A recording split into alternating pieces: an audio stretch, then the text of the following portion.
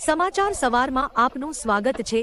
આજના તાજા અને મહત્વપૂર્ણ સમાચારો પર એક નજર કરીએ તે પહેલા ચેનલને સબસ્ક્રાઇબ કરી લો।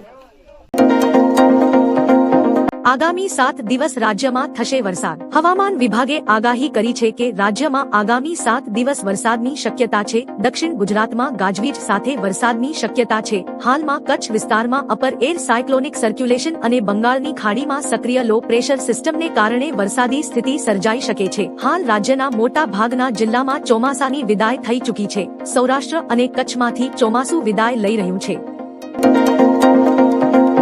ગાંધીનગરના દહેગામમાં ગરબા પર હુમલો કરનાર 60 લોકોની ધરપકડ। દહેગામના બહિયલ ગામમાં પટેલ વાસ નજીક વિધર્મીઓ દ્વારા નવરાત્રીની ગરબી પર પથ્થરમારા અને દુકાનોમાં તોડફોડના મામલે ભારેલા અગ્નિ જેવી સ્થિતિ પ્રવર્તી છે। પરિસ્થિતિને નિયંત્રણમાં રાખવા માટે ગામમાં ચુસ્ત પોલીસ બંદોબસ્ત ગોઠવવામાં આવ્યો છે। 60 લોકોની ધરપકડ કરવામાં આવી છે। 20 શખ્સોને ઓળખ કરવામાં આવી છે। ધારાસભ્ય બલરાજસિંહ ચૌહાણ અને રેન્જ આઈજી સ્થિતિની સમીક્ષા કરવા માટે બહિયલ પહોંચ્યા હતા।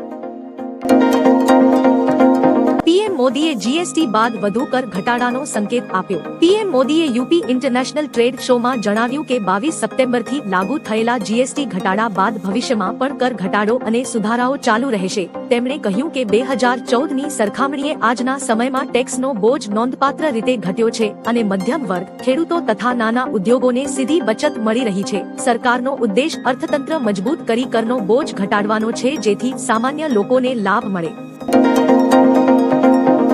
બનાસકાંઠા જિલ્લાનું વિભાજન થયું। બનાસકાંઠામાંથી નવા જિલ્લાનું નિર્માણ કરવામાં આવ્યું છે જેમાં વાવ થરાદ જિલ્લો નવો બનાવ્યો છે। હાલમાં જિલ્લાનું વિભાજનનું જાહેરનામું પ્રસિદ્ધ કરાયું છે। વાવ થરાદ જિલ્લાનું મુખ્ય મથક થરાદ રહેશે અને બનાસકાંઠાનું જિલ્લાનું મુખ્ય મથક પાલનપુર રહેશે। નવો જિલ્લો વાવ થરાદ અસ્તિત્વમાં આવ્યો છે ખાસ કે તાજેતરમાં જ નવા 17 તાલુકા બનાવવાની જાહેરાત થઈ છે। હવેથી અગિયારસ, બીજ અને પૂનમનો દિવસ ક્યારે નહીં ભૂલાય આવી ગઈ છે અગિયારસ એપ તમને આગલા દિવસે મેસેજ નોટિફિકેશન દ્વારા યાદ અપાવશે કે આવતીકાલે અગિયારસ, બીજ અને પૂનમ છે તો અગિયારસ એપ અત્યારે જ ડાઉનલોડ કરો। 1 ઓક્ટોબરથી લાગુ થનાર 7 નવા નિયમો। 1 ઓક્ટોબર 2025થી મહત્વની નિયમાવલીઓ દેશભરમાં લાગુ થશે। Online gaming, train ticket booking, UPI, EPFO, LPG ભાવ અને એનપીએસમાં ફેરફારો થશે। ઓનલાઈન ગેમિંગ વધુ સુરક્ષિત બનશે। આઈઆરસીટીસી ટિકિટ બુકિંગ માત્ર આધાર સંબંધિત યુઝર્સ માટે રહેશે અને યુપીઆઈમાં કલેક્ટ રિક્વેસ્ટ બંધ થશે। ઈપીએફઓ ખાતાધારકો માટે નવી સુવિધાઓ અને લઘુત્તમ પેન્શન વધારો શક્ય છે। એનપીએસમાં એક પાન નંબરથી એકથી વધુ સ્કીમમાં રોકાણ શક્ય બનશે। ગુજરાતમાં દારૂની પરમિટ હવે ઘરે બેઠા ઓનલાઈન અરજી કરી શકાશે। ગુજરાત સરકારના નવા પગલાંથી દારૂની પરમિટ હવે ઘરે બેઠા ઓનલાઈન મેળવી શકાય છે। ઈપીએસ વેબસાઇટ પર રજીસ્ટ્રેશન કરી ફોર્મ ભર્યા પછી આધાર, પાન, સરનામાનો પુરાવો, ફોટો અને જરૂરી ડોક્યુમેન્ટ્સ અપલોડ કરવું પડશે। ફી ભર્યા પછી અરજીની તપાસ પછી પરમિટ ડાઉનલોડ કરી પ્રિન્ટ કરવી પડશે। નવો સોફ્ટવેર નાગરિકોને સરળતા આપે છે અને દર મહિને નક્કી મર્યાદા સુધી દારૂ ખરીદી શકાશે।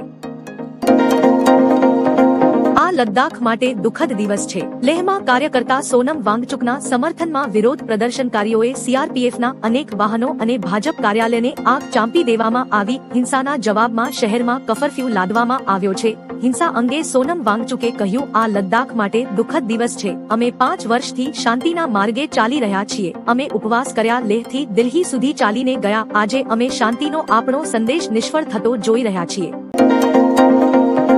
રાજ્યમાં 7 દિવસ સાર્વત્રિક વરસાદની આગાહી। નવરાત્રીના રંગમાં ભંગ પડે તેવી શક્યતા છે કારણ કે હવામાન વિભાગે આગામી 7 દિવસ માટે રાજ્યભરમાં સાર્વત્રિક વરસાદની આગાહી કરી છે। ખાસ કરીને દક્ષિણ ગુજરાતમાં ગાજવીજ સાથે ભારે વરસાદની શક્યતા છે। ખેડા, પંચમહાલ, દાહોદ, આણંદ, વડોદરા, ભરૂચ, નવસારી અને ડાંગ સહિતના અનેક વિસ્તારોમાં હળવાથી મધ્યમ વરસાદની આગાહી છે। બીજી તરફ ઉત્તર ગુજરાતમાંથી ચોમાસાએ વિદાય લીધી છે। ભારે વરસાદથી ડાંગ જિલ્લાના હાલ બેહાલ। છેલ્લા 24 કલાકમાં આહવામાં 4.75 ઇંચ, વઘઈમાં 1.25 ઇંચ, સુબીરમાં 2.5 ઇંચ અને સાપુતારામાં 1.5 ઇંચ વરસાદ નોંધાયો છે। ભારે વરસાદને કારણે વહીવટી તંત્રની રાહત અને બચાવ કામગીરી યુદ્ધના ધોરણે ચાલી રહી છે। લોકોને સલામત સ્થળે ખસેડવામાં આવી રહ્યા છે તેમજ બ્લોક થયેલા માર્ગોને ફરી ખોલવા પ્રયાસો ચાલુ છે। સતત વરસાદથી આ કામગીરીમાં અવરોધ આવી રહ્યો છે અને પ્રાદેશિક તંત્ર સતત પરિસ્થિતિ પર નજર રાખી રહ્યું છે।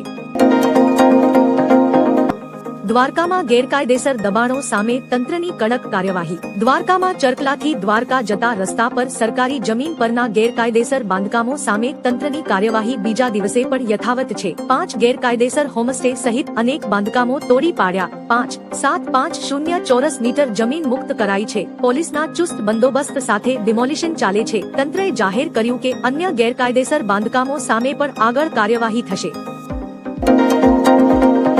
દક્ષિણ ગુજરાતમાં આગામી 24 કલાક ભારે વરસાદની આગાહી. હવામાન વિભાગ દ્વારા આજથી 29 સપ્ટેમ્બર સુધી રાજ્યમાં હળવાથી મધ્યમ વરસાદની આગાહી કરવામાં આવી છે. આ સાથે આગામી 24 કલાક દરમિયાન દક્ષિણ ગુજરાતના જિલ્લાઓમાં ભારેથી અતિભારે વરસાદ થાય તેવી શક્યતા જણાવી છે. આ સાથે સૌરાષ્ટ્ર અને મધ્ય ગુજરાતમાં પવનની ગતિ 40 થી 50 કિલોમીટર પ્રતિ કલાક રહેશે, જે કારણે લોકોને સાવચેત રહેવા જણાવવામાં આવ્યું છે. જીએસટી ઘટાડાથી ખરીદદારોમાં ખુશીની લહેર. નવા જીએસટી દરો લાગુ થતા જ બજારમાં ખરીદદારોમાં ભારે ઉત્સાહ જોવા મળ્યો. નવરાત્રી પહેલા રિટેલરોએ વિશેષ ડિસ્કાઉન્ટ આપતા એસી અને ટીવીના વેચાણમાં 30 થી 35% ઉછાળો આવ્યો. દેશભરમાં કાર વેચાણમાં પણ વધારો થયો છે. મારુતિ સુઝુકીએ 25,000 કાર ડિલિવરી કરી અને હ્યુન્ડાઈએ 11,000 કાર ડીલરોને વેચી. આ બદલાવથી બજારમાં ઉત્સાહનો માહોલ જોવા મળી રહ્યો છે. ગુજરાતમાં કેબિનેટમાં નવા જૂનીના એંધાણ. ગુજરાતમાં મુખ્યમંત્રી ભૂપેન્દ્ર પટેલની સરકારમાં કેબિનેટ વિસ્તરણ થવાના સમાચાર છે. નબળા પ્રદર્શન કરનારા મંત્રીઓ દૂર કરી નવા ચહેરાઓને સ્થાન અપાશે. મળતી માહિતી મુજબ વડાપ્રધાન નરેન્દ્ર મોદી અને ગૃહમંત્રી અમિત શાહની મંજૂરી પછી કેબિનેટ વિસ્તરણ પર ફાઇનલ થયેલું છે. 1-2 થી 15 નવા ચહેરાઓ કેબિનેટમાં સામેલ થવાની સંભાવના છે. સીએમ નવી દિલ્હી મુલાકાતે જઈ નવા મંત્રીમંડળની રૂપરેખા ચિહ્નિત કરશે.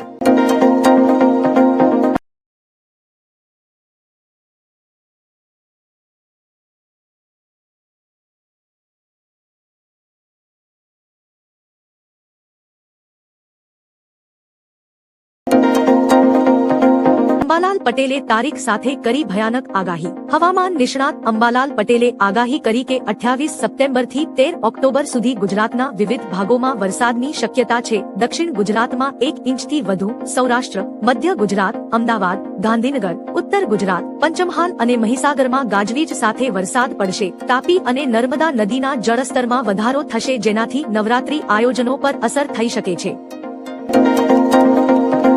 જીએસટી અમલમાં આવતા આ વસ્તુઓ વધુ મોંઘી થઈ ગઈ. નવો જીએસટી દેશભરમાં લાગુ કરવામાં આવ્યો છે, જેના કારણે ઘણી આવશ્યક ચીજવસ્તુઓ સસ્તી થઈ ગઈ છે. જો કે કેટલીક વસ્તુઓ પણ વધુ મોંઘી થઈ ગઈ છે. બધા સોફ્ટ ડ્રિંક્સ, કાચો તમાકુ, તમાકુના અવશેષો, સિગારેટ, બધા નિકોટિન ઉત્પાદનો, કોલસો, બ્રિકેટ્સ, કોલસા આધારિત ઘન ઇંધણ, મોટર સાયકલ 350 સીસી થી ઉપર, એસયુવી અને લક્ઝરી કાર, રિવોલ્વર અને પિસ્તોલ, ખાનગી જેટ, બિઝનેસ એરક્રાફ્ટ, હેલિકોપ્ટર અને યાટ્સ મોંઘા થયા છે. નવરાત્રીના પહેલા દિવસે જ ધોધમાર વરસાદ. નવરાત્રીના પહેલા દિવસે ગુજરાતના અનેક વિસ્તારોમાં ધોધમાર વરસાદ વરસ્યો છે. રાજકોટ, ગીર સોમનાથ, અમરેલી અને વડોદરામાં ભારે વરસાદ નોંધાયો છે, જ્યારે સુરતમાં પણ સવારથી વરસાદ ચાલુ હતો. છેલ્લા 24 કલાકમાં રાજ્યના 66 તાલુકામાં વરસાદ પડ્યો છે, જેમાં સૌથી વધુ 2.9 ઇંચ વરસાદ ડાંગના આહવામાં નોંધાયો છે. રાજકોટના ધોરાજીમાં પ્રથમ નોરતે વરસાદે ગરબા ગ્રાઉન્ડમાં પાણી ભરાયું. ભરૂચમાં ધોધમાર વરસાદ. ભાવનગર અને રાજુલામાં 2 ઇંચ જેટલો ધોધમાર વરસાદ પડ્યો છે. દ્વારકા જિલ્લાના કલ્યાણપુર તાલુકાના ભાટિયા અને આસપાસના વિસ્તારોમાં વહેલી સવારથી વાતાવરણમાં પરિવર્તન જોવા મળ્યું.